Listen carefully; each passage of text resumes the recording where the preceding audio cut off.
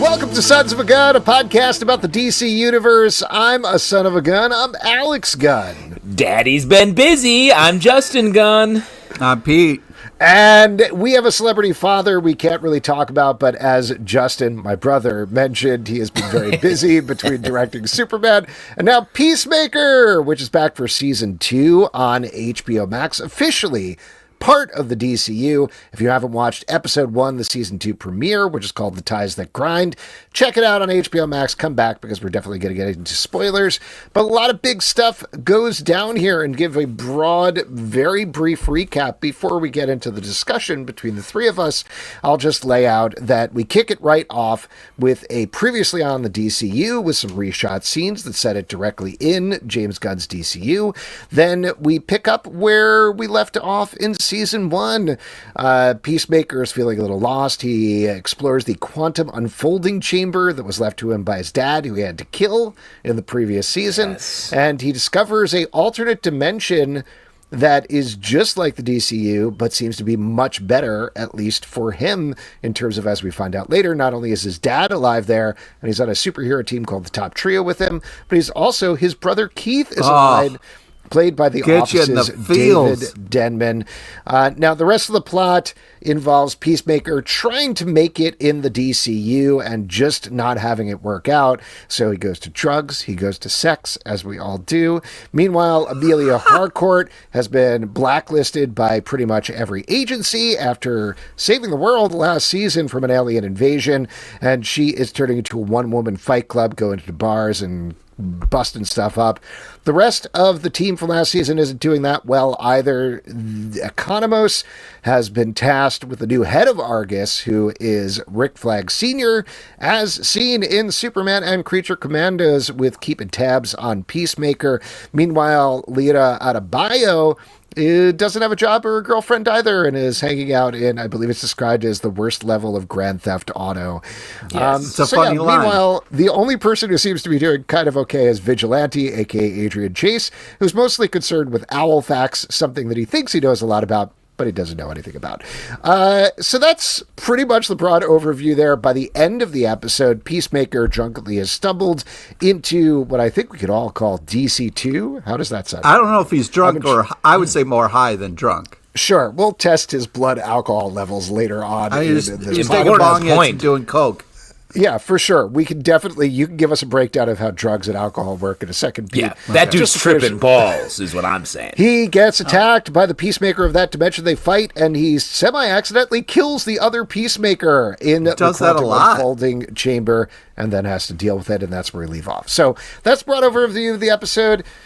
Let's talk about this show, because we never actually talked about the first season of the show on this podcast. Yes. One of us watched the whole thing and loved every minute of it. Others didn't even bother. So, what are you saying? What are you, in my TV? In my living room? You think you know what I watch? Shots you know fired. What I watch? Shots you know fired, what I watch, bro. Shots fired. What's up? I watch everything. Yeah. Pete, first off, you don't actually even have a TiVo. It's just Pete going boop boop every once in a while. Yeah, exactly. That's right. He just and says what's tough happened. is you guys are all like, oh, our dad, guys plugging other podcasts rather than his own kids' podcasts. I mean, that's rough too. You know what I mean?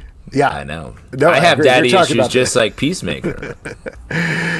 Anyway, yes, let's talk about our thoughts on the first season, just in brief, and how we felt going into the first episode of the second season. Pete, since you are pretty positive on it, I think you already said probably what you need to say, but feel free to expand if you like. Yeah, first off, since you guys don't know, in the first season, they had this fun opening number bit where they kind of did this whole song and dance. It was hilarious. So it was great to see in the second season.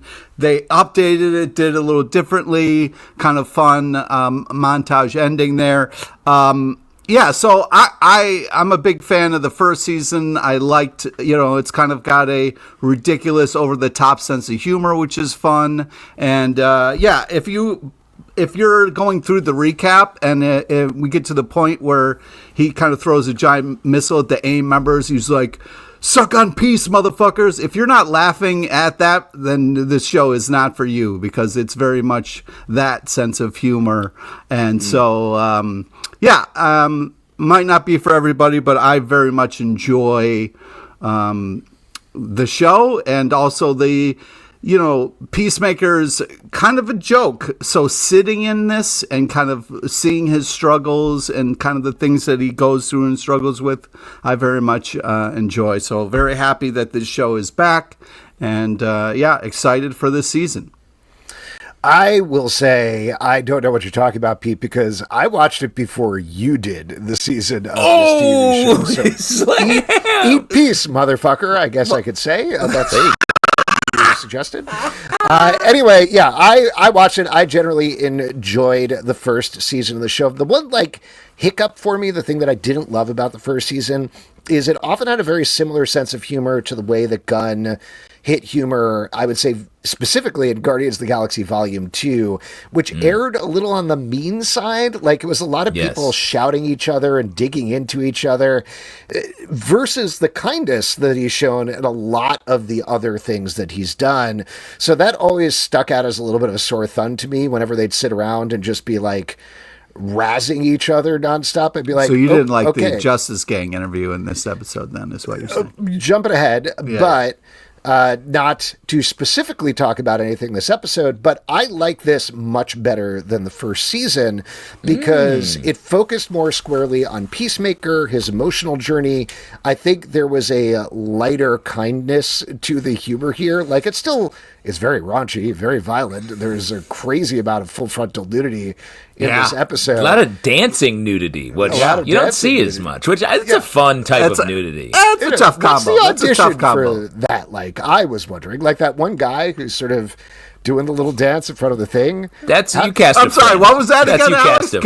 Which guy are we talking about? Oh, wow. I'm glad you have your clothes on. I'm glad you have your clothes on. Does that work for an audio podcast, by the way? Could you guys hear that at home? No, I could hear your shoulders moving, just the crack of my brittle bones. Impressive shoulder work. Just like a very sensual music was coming across. Anyway, my point being that I overall was so far much more into this on the first episode than I was the second season. There's still plenty of time for them to sit around and be like, you suck, you dumb son of a bitch, or whatever, for a solid 5 minutes like they often did in the first season. But this seems sweeter and sadder, and I was very surprised about that. So overall, intrigued. What about you, Justin? I'm guessing you're a little more on the negative. Well, here's the thing. I feel like Daddy James Gunn, allegedly asterisk there. Thank you. He has two tones. Yes, Pete. By the way, we haven't established this in a while as our lawyer, so thank you for checking Justin on that. Yes, and our brother.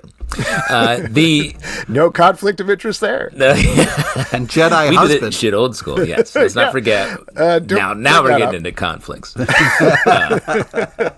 James Gunn has two tones, I feel like, and Superman, for instance, the first Guardians, Suicide Squad. I feel like those are a particular tone that I like, and then he has this other tone that I feel like Creature Commandos had, where it's so much of the comedy is well, I guess you're a loser and I'm a loser too. Sort of like what you're highlighting, Alex. And that something just doesn't work with me. I feel like it just gets repetitive in the nature of the comedy. And this show, because I agree with you, I think John Cena is great. He loves doing this role. He's so good in it. He looks like an action figure. And he plays this like an action figure, both in what I think an action figure would actually be thinking and doing if it were to talk to me. Dream situation, by the way. But real quick, which action figure would be probably the Red Tornado I had from the early 80s. Oh, wow. Or maybe the Aquaman who would kick if you moved his arms. Nice. For me, it was Rodimus Prime. Oh, wow. Interesting. If he said he was proud of me, I'd be delighted. Oh, that's really nice. Pete, just to round this out, I had so many action figures. It's hard that they all. I'm going to guess Man at Arms from the He-Man collection. Ooh, yeah. I mean, Skeletor was more my boy than Man at Arms, but Skeletor was your favorite He-Man? Are you kidding me? That's deviant behavior. Come on, bro. And then, of course, it was Snake Eyes with G.I. Joe. And let's not forget Skunkor. Too bad Ram Man wasn't chatty. Snake Eyes, famously chatty. Yeah. Yeah. I'm just going to stop listing now, but since I'm getting fucking roasted. Oh, you're like Snake Eyes for ears. But what I was saying is like it just Boba ends Fett up for Star Wars. Just Boba Fett. It just ends up feeling a little similar. Sensing a pattern there, Pete. And I do think, I do think that the first season I think had a lot of that. This episode. Really like John Cena's performance. A lot of people are bristling at the multiversal nature of this story, which I totally understand. At first, I was like, this is annoying. But I agree with you, Alex. It pays off his emotional story in a really you agree nice with the way. thing that I haven't said on the podcast yet, but I said in our Discord is what you mean. Oh, is that? Oh, no, I meant what you said about you like the emotionality of this.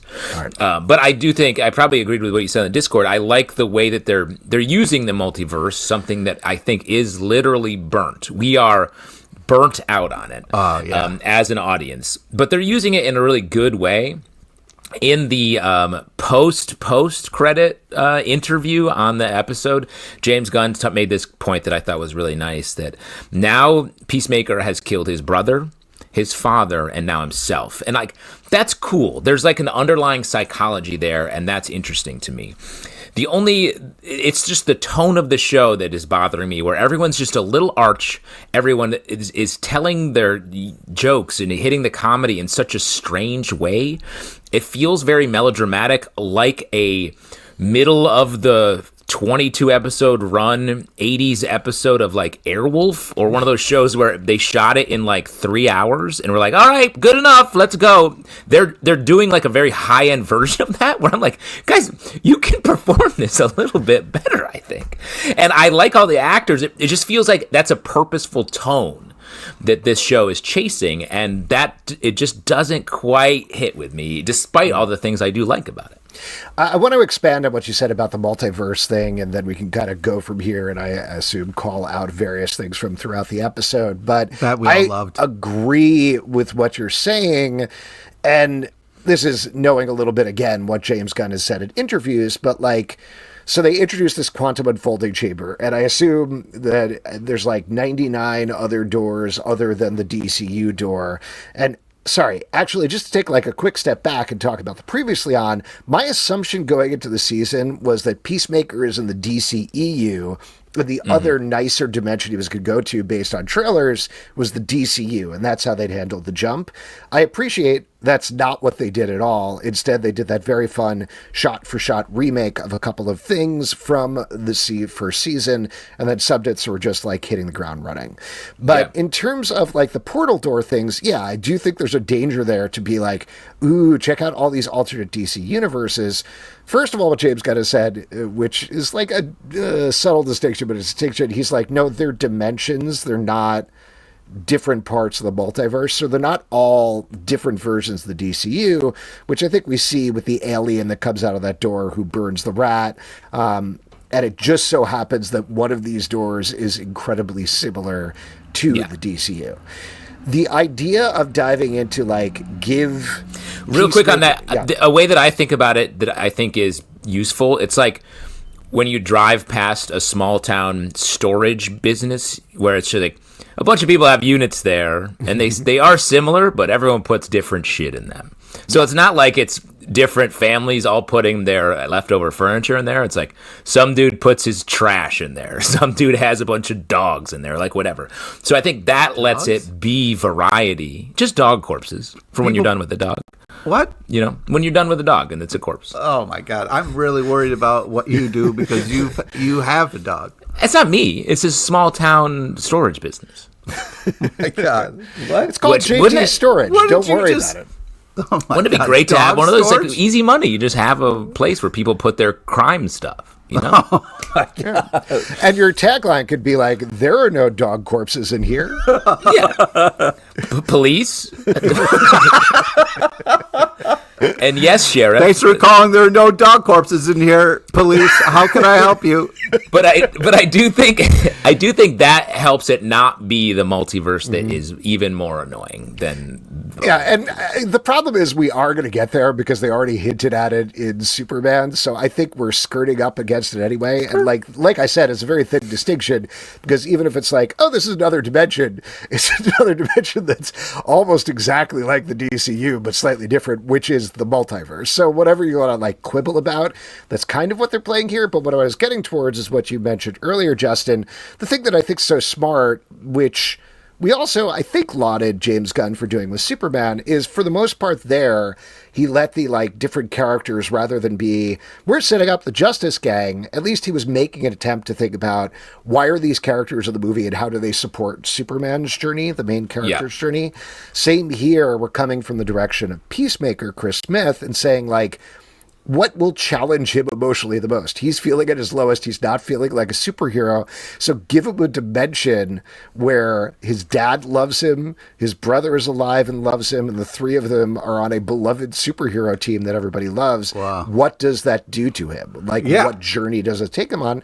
And that's interesting. Yeah, I agree. I think that's a great thing to happen in the first episode of a season where you get excited about what's to come because, like, it leveled him. I mean, it was just that moment where you thought maybe, is this going to be his dad rolling up in this Ford car, or is it going to be, him? And the fact that it was his brother, and we were all just sitting there with our mouth open, being like, "Oh shit!" Like that's right. The second he watches me. The second I also identified it as a Ford car, I knew it was his brother. Yeah. Yeah. No, one little Easter egg thing that's super weird that I will mention about the car. I always, and this is such a dumb thing, but I always keep an eye out for the license plates because they're like usually like, here's a comic Easter book eggs issue on there or whatever. The weird thing about the license plate on that car is it's actually the same license plate as Ego's car from Guardians of the Galaxy Volume 2, like in the prologue portion when they use the horribly CGI de-aged Kurt Russell when he's driving around. Very bad. Yes, same license plate there. And then they also used it for Vigilante's car, the Vigilante Mobile, last season.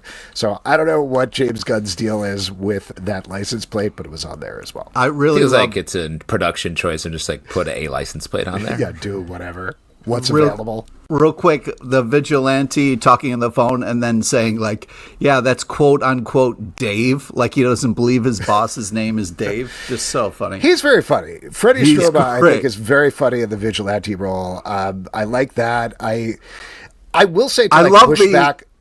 Oh, go ahead. There's a lot. Okay. Oh, we both want to get their ideas up. To push back on Justin a little bit, I do think there was a kindness to the exchange between Steve Agee, who plays Economos, and Freddie Stroma as Vigilante when they're talking about the owl facts, where there was kind of a smile on Economos' face. And that was the thing that I liked, because that felt like a stark contrast with the first season, where it seemed like all of these people hated each other all the time. Yeah.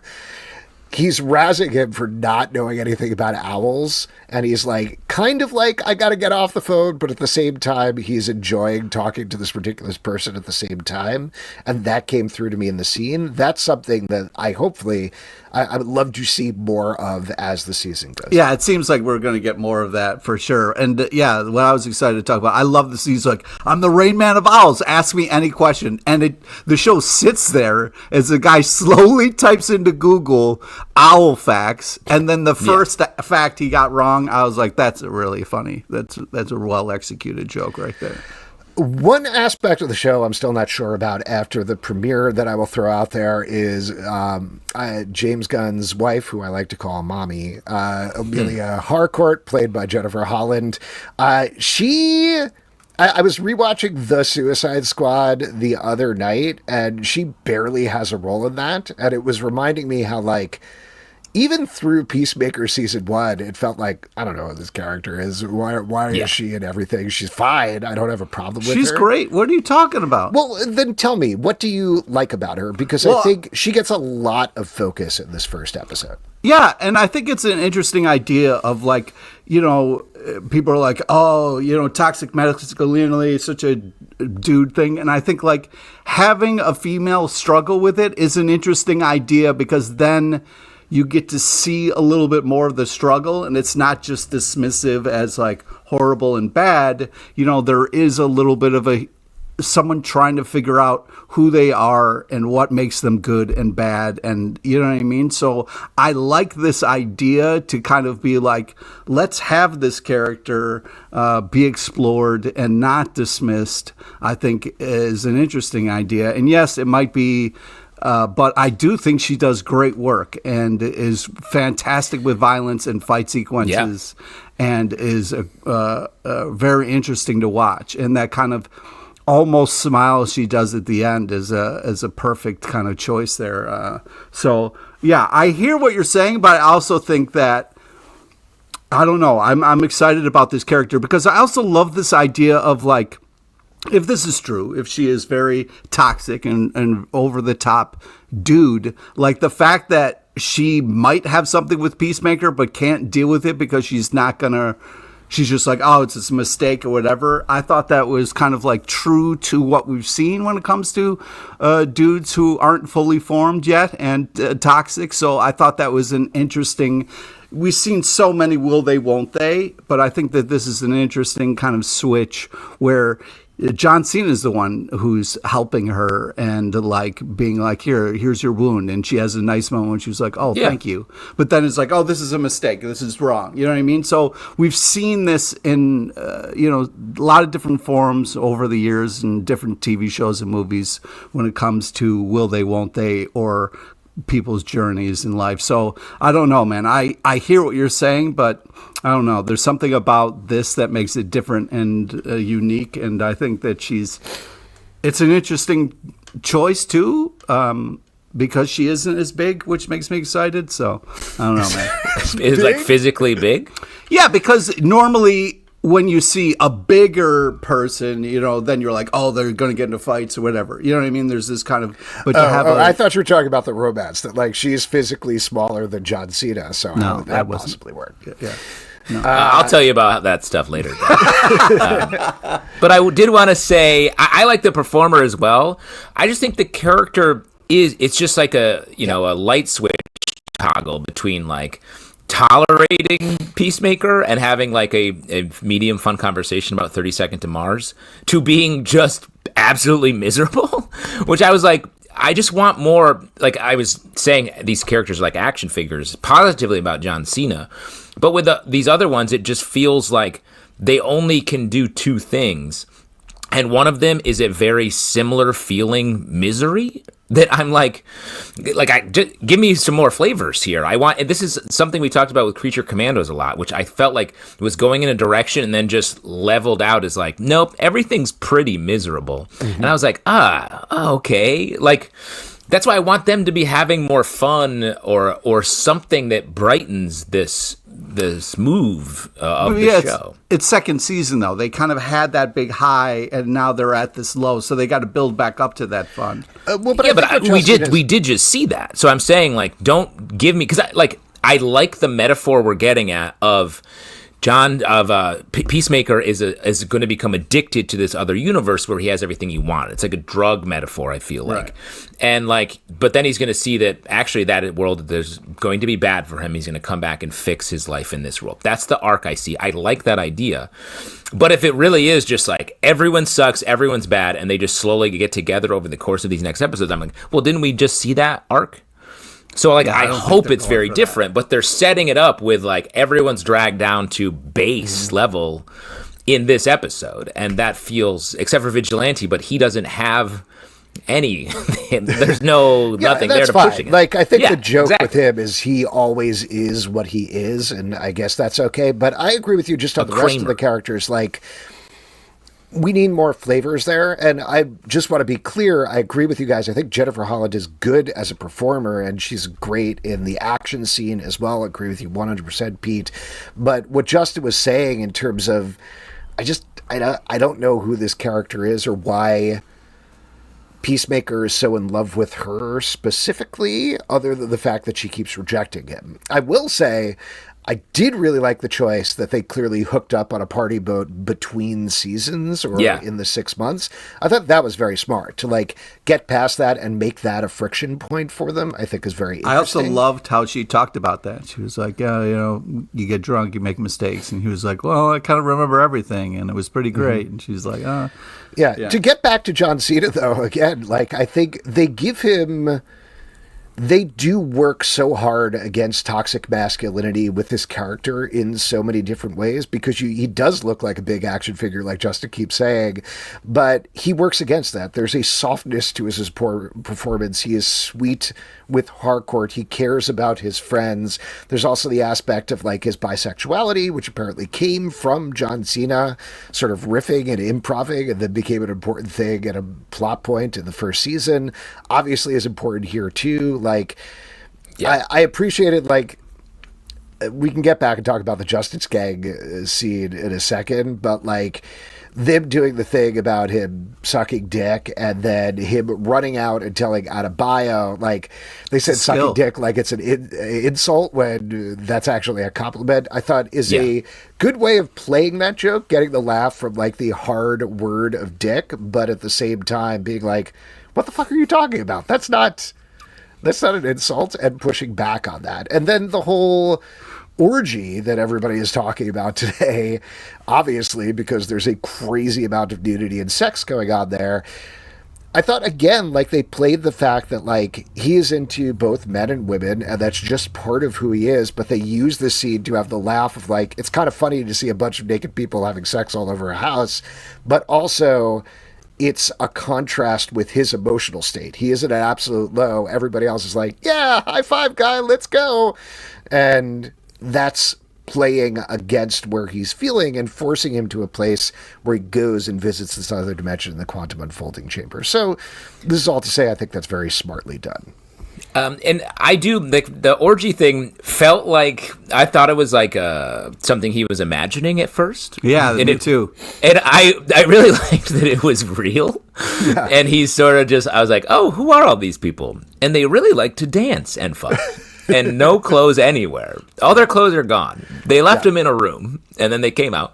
And then when Economos is there, he's like, and he's not telling Flag about the orgy. I was like, what a weird thing to hide from him. But then he tells him. Everybody talks shit about Peacemaker, and he's like keeping his town-wide orgy. Like, where do these people come from? I don't know. Are they on an email list? How did they know? Did they drop everything to come? They came from that locker where they were like orgy dimension or something. Oh, fuck dimension. Is that a DCU? Yeah, there was a whole event about that. Yeah. Okay, Crisis on Infinite Fucks, I believe it was called. Yes. Infinite Fucks. Okay. Where's the crisis, brother? Where's the crisis? Around a little bit. Justice Gang scene was bad.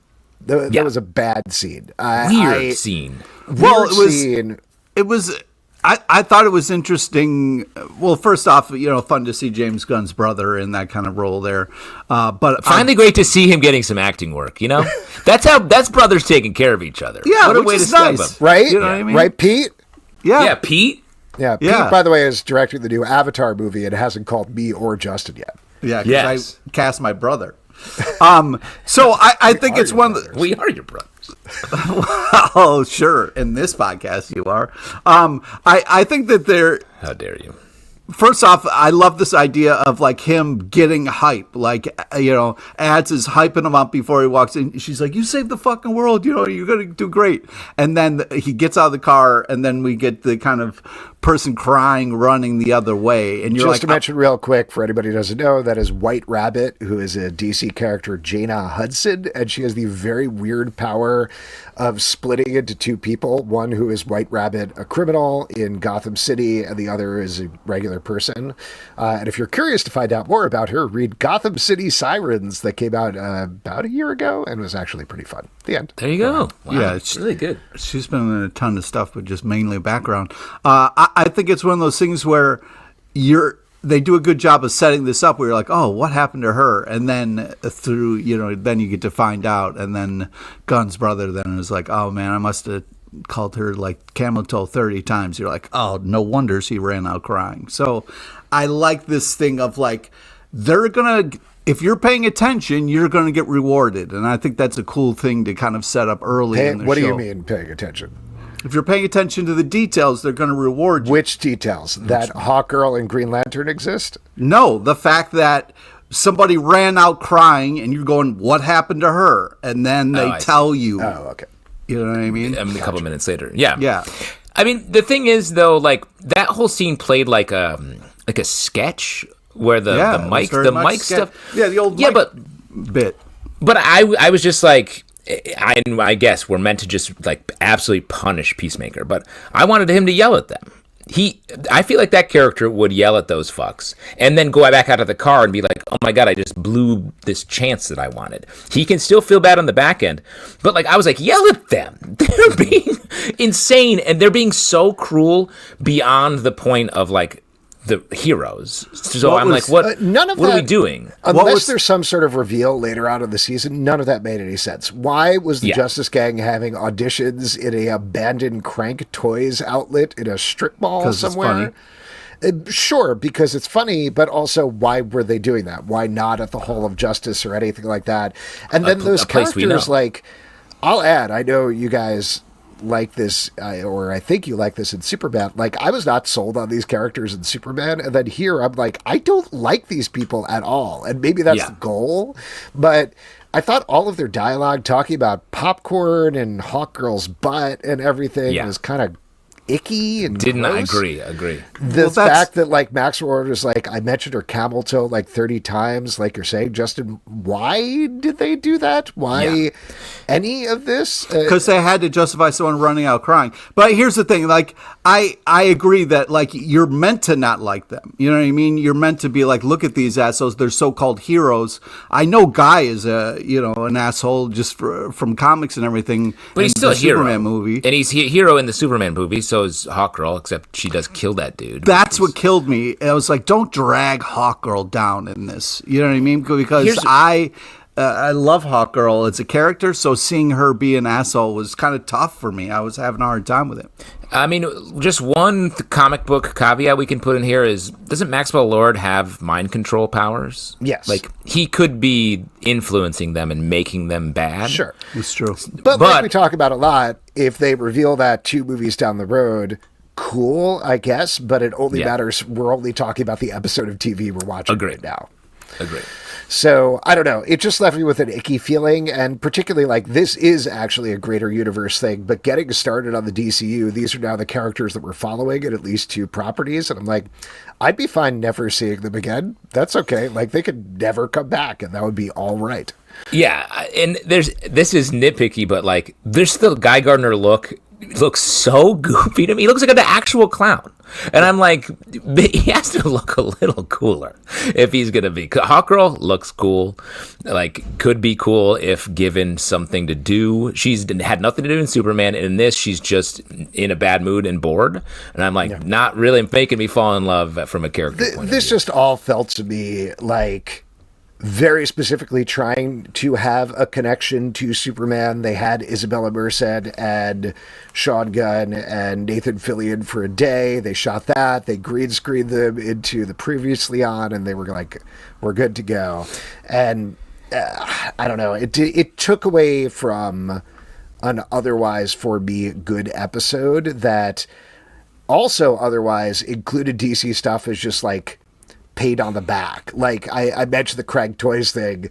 That's something that has not been in the comics. That was in the Arkham Asylum games and the Batman, the animated series. There was a not Toy Man, but like Toy Master or something. I don't know, whatever it was. But Cosmo Crank is a villain there, so they put that in. Or we mentioned the bar fight with Amelia Harcourt.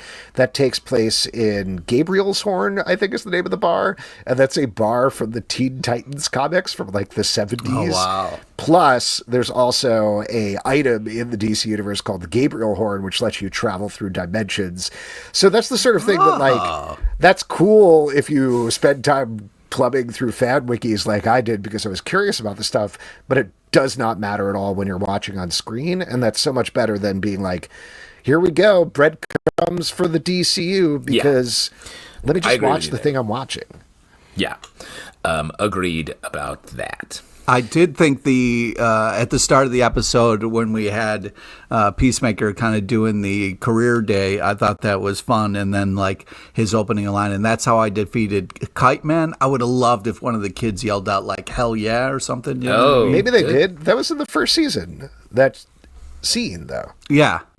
I'm just saying it would have been a nice, but it was a funny kind of like picking up, at that moment. I thought was really funny. And then I loved his, Canadian tuxedo. And then the girl asked a question. I thought that was funny.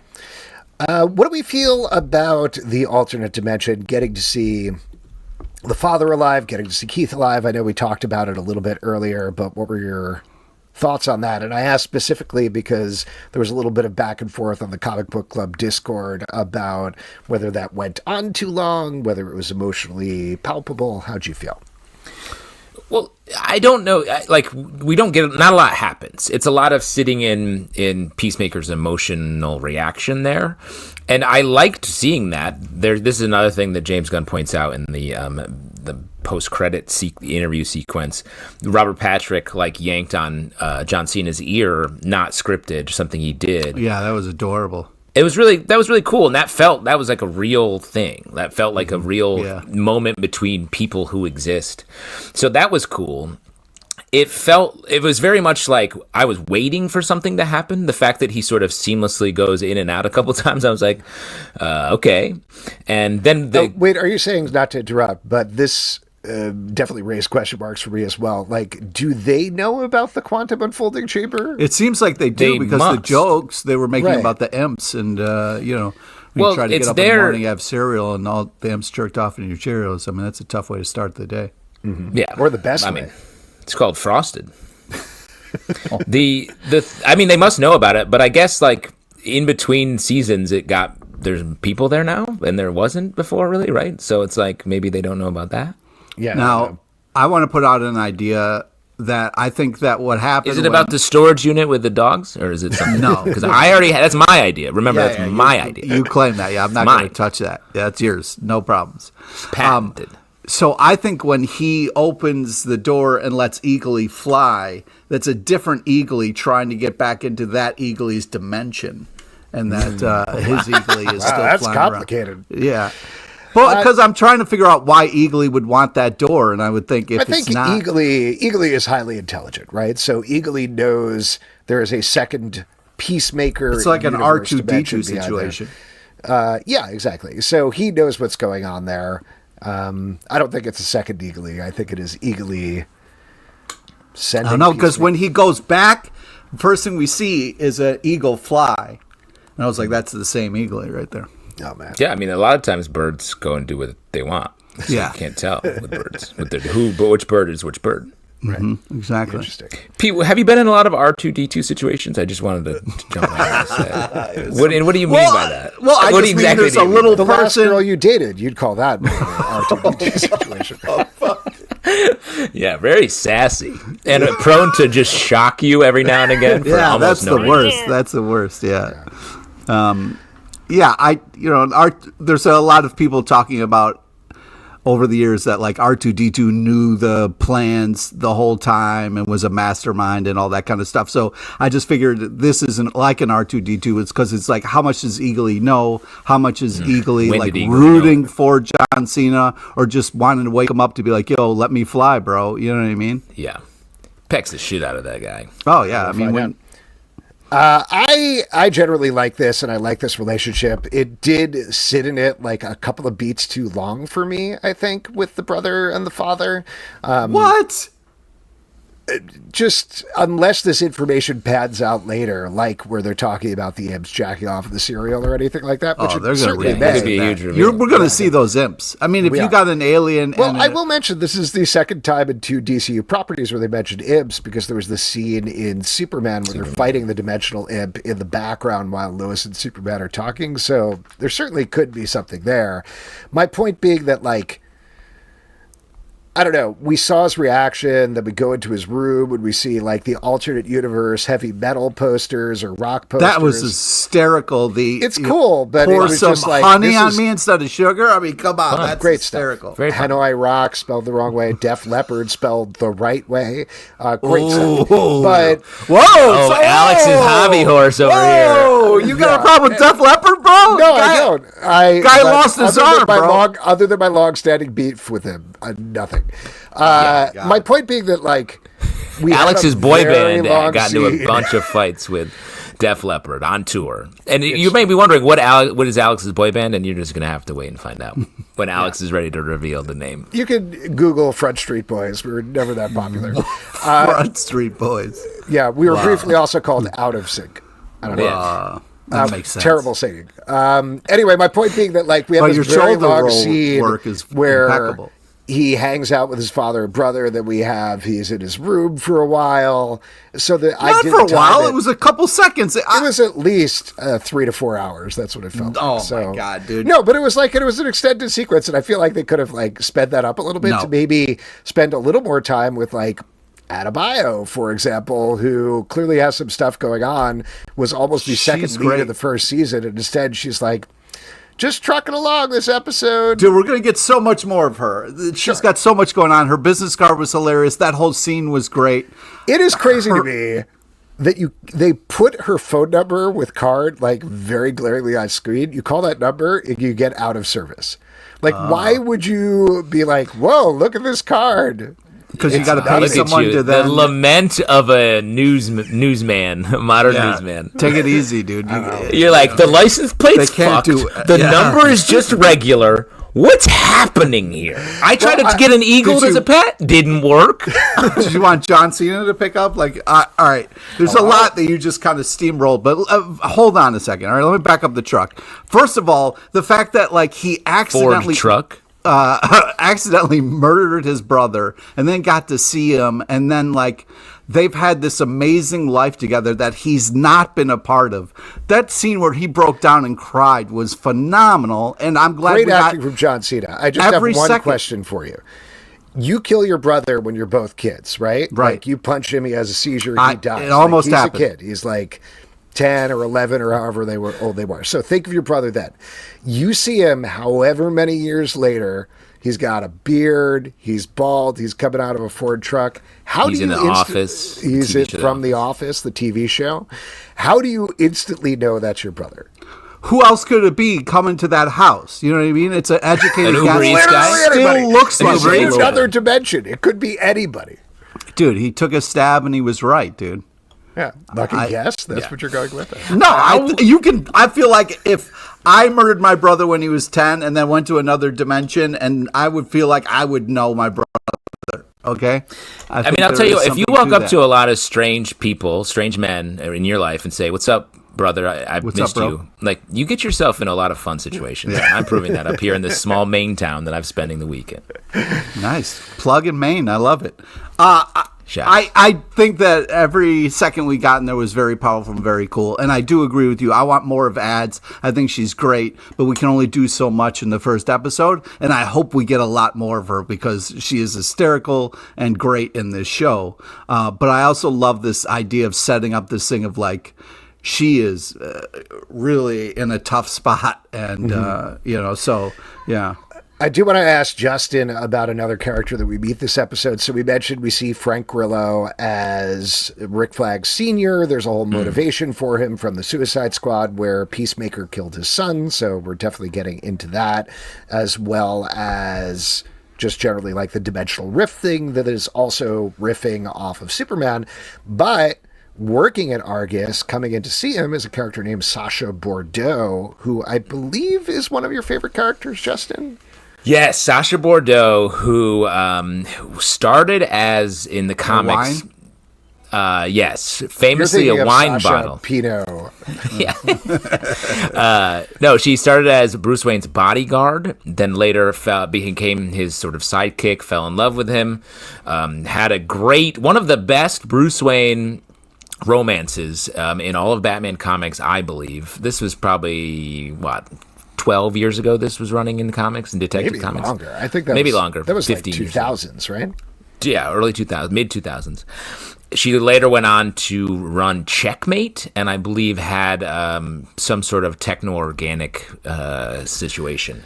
That was the whole. Did that come out of? This is getting way too deep. Did that come out of Infinite Crisis? I think, where she got infected by an OMAC virus and became. Yes, it was OMAC related, and then, but unfortunately, when she started running Checkmate, they sort of changed the character, and then the OMAC thing was a whole nother change, and she became sort of like an Amanda Waller light type character who was just out there running a government organization. I mean, yeah, exciting to see her. We don't get a lot from her in this episode from any It seems like we're going to be standpoint. getting more of her.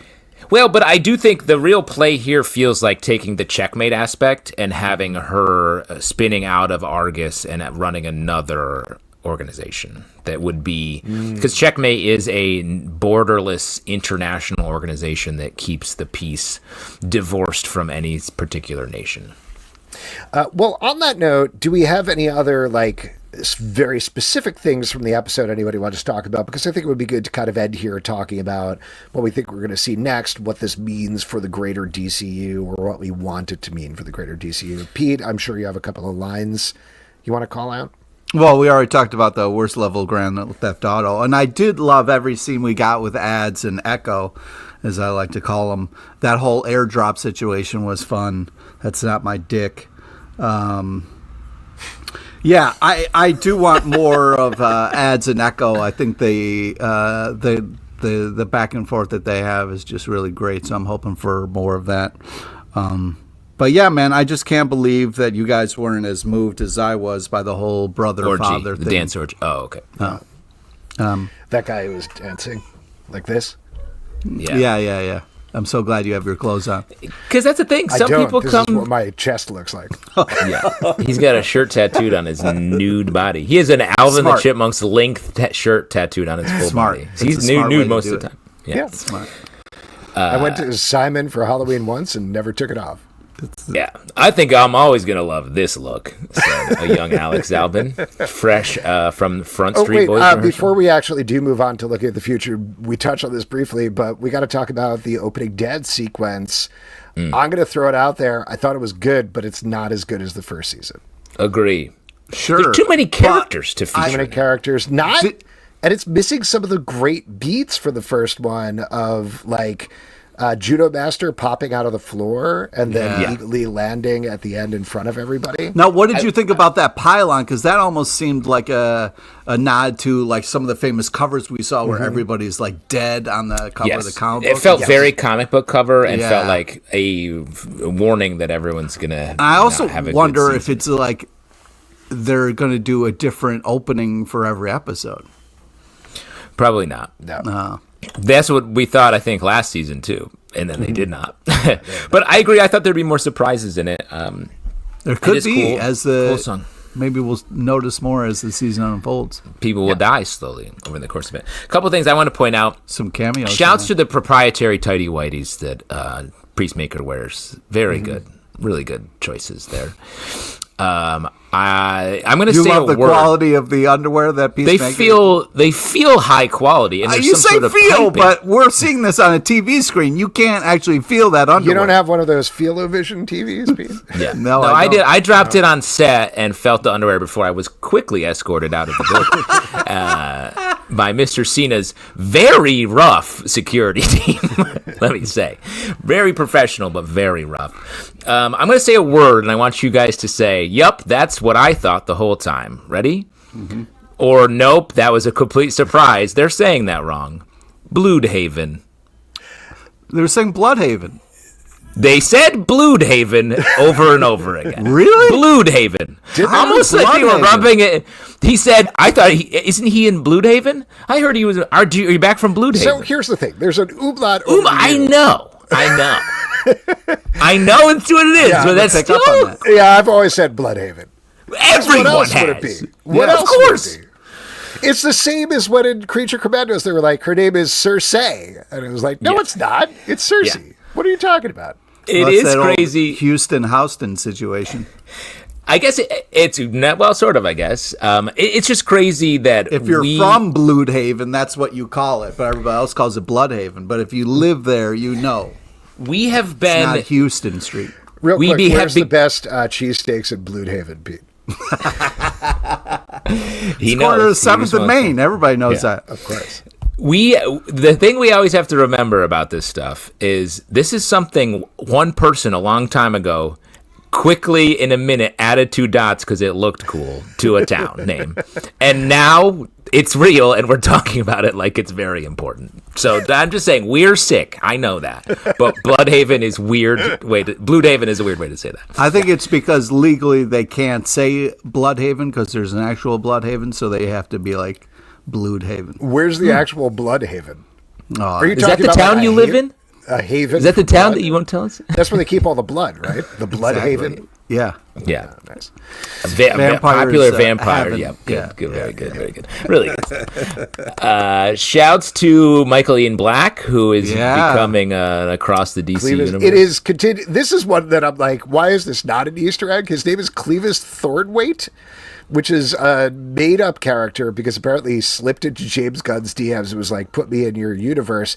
Except there's already like 2 shock jocks type characters. There's Jack Ryder, who's the Creeper, who anchors conservative news programs. And there's also Glorious Godfrey, who is part of the Darkseid's team of Apocalyptian New Gods, who also does like firebrand TV shows. I don't know why he is neither one of those things. It's just crazy because Michael Ian Black literally looks like the Creeper. Yes, like 100%. From the comics, like looks just like him and could easily just be. Very weird that they didn't just commit to that in a place. I mean, he's sort of like a license plate where they're just using it over and over again. It definitely made me think that this doesn't square much with Superman.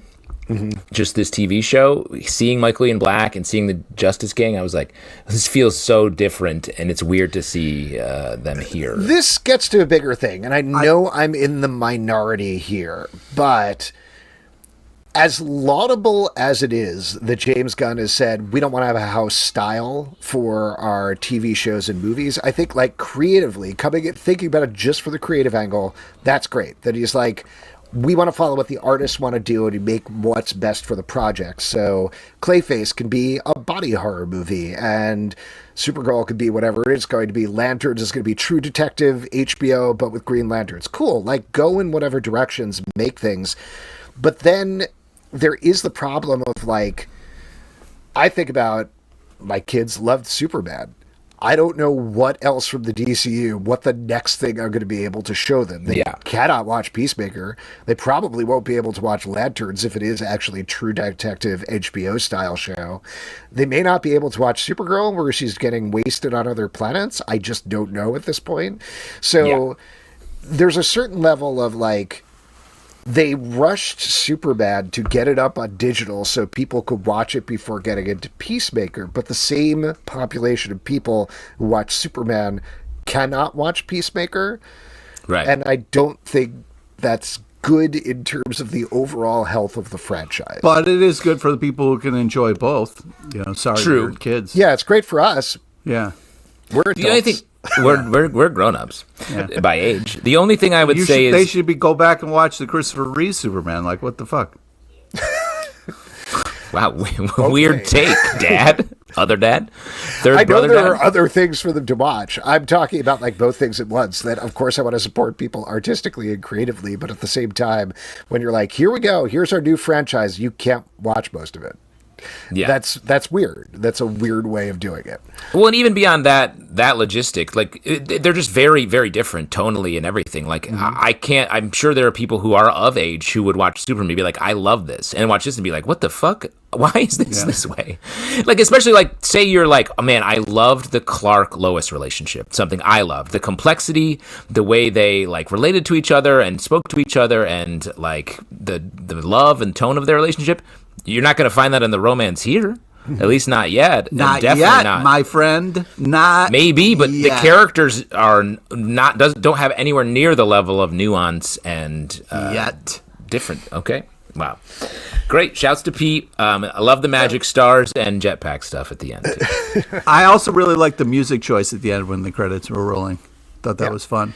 And Pete, I think you're right. Like, give these folks a chance. They've only had 8 episodes, which is 8 hours versus the 2 hours Superman had, which is 4 times as much time. I like where your head's at. Yeah, exactly. So they got to take even more time to really figure them out. Maybe, honestly, like, we won't even know or care about these characters for another 5 to 7 seasons, honestly.